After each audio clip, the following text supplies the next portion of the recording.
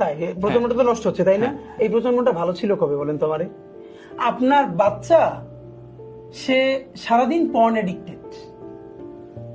সোসাইটিতে আমরা এগুলো যারা কাউন্সিলিং করে প্রত্যেক জায়গায় ভিড় লেগে যাচ্ছে।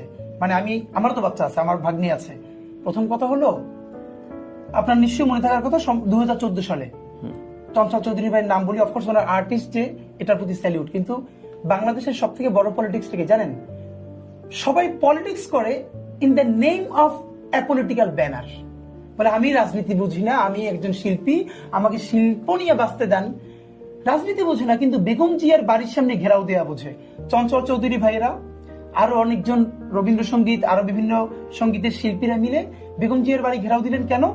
কারণ 2014 যখন দেশে নির্বাচন ছাড়া, ভোট ছাড়া নির্বাচন করা হলো, 153টা আসন আনকনটেস্টেড হয়ে গেল, ইলেকশনই হলো না, উনি তার বিরুদ্ধে যে অবরোধ রাখলেন, সে অবরোধে পুরো জীবন রাষ্ট্র ধ্বংস হয়ে যাচ্ছে।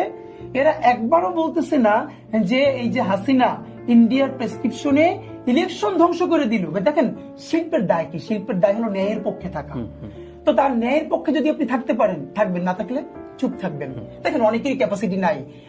ওই লোকটাকে আমি অনেস্ট মনে করি যে তার ডিসঅনেস্টিটাকে অন্তত স্বীকার করে যে ভাই এটা আমি পারি না, করা উচিত ছিল। কিন্তু আপনি যখন ডিসঅনেস্টিকে গ্লোরিফাই করবেন, এটা তো ভয়াবহ অন্যায়। তাদের তখন শিল্পীদের দাঁড়ানোর কথা ছিল, যদি সত্যি তারা আর্টিস্ট হতেন, যে কেন নির্বাচন, মানে ভোটাধিকার তো মানুষের ন্যূনতম রাইট, আপনি এটা কাইতে দিচ্ছেন। সেইটা না করে আপনারা সবাই মিছিল করে বেগম জিয়ার গুলশানের বাড়ির সামনে গেলেন, কি উনি মানুষ পোড়াই মারতেছে। এর মানে আপনি রাজনীতি বোঝেন না, কিন্তু আপনি বেগম জিয়ার বাড়ি ঘেরাও দেয়া বোঝেন। আপনি রাজনীতি বোঝেন না, আপনি আওয়ামী লীগের সফট উইন্ডো হিসেবে প্রতিদিন তাদেরকে প্রমোট করা বোঝেন।